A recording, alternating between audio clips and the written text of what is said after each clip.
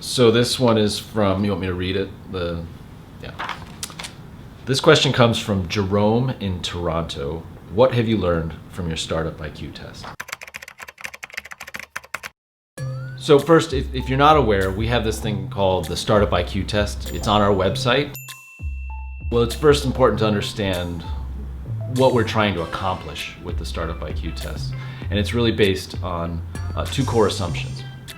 One is that the idea of having worked at a tech company or a startup before is necessary to be successful in a startup or a tech company. We're trying to challenge that assumption. Two, we sort of have to challenge that assumption because in the Midwest cities where our companies are based, there just aren't a ton of tech companies or startups. What we've learned is what we thought we would learn. There are a lot of really smart, problem-solving, creative people who are working in jobs that are not obvious recruiting destinations for our companies. And they've come to us by the hundreds, having identified themselves and taken the test and aligned with that pattern of results we're looking for.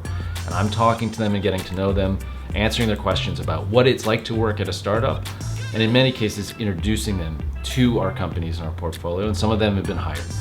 So what we've learned is it's a great marketing tool. It's a great screening tool for us to find the right people in non-obvious places. And hopefully we'll learn over the long term that this is indeed the profile, the underlying set of characteristics that lead to success in a startup versus these resume bullet points that would otherwise point to they've done this before, they've been in these environments. My goal is that this becomes a baked-in part of how our companies recruit from their local talent pools and take advantage of all the great smart people that are here around them.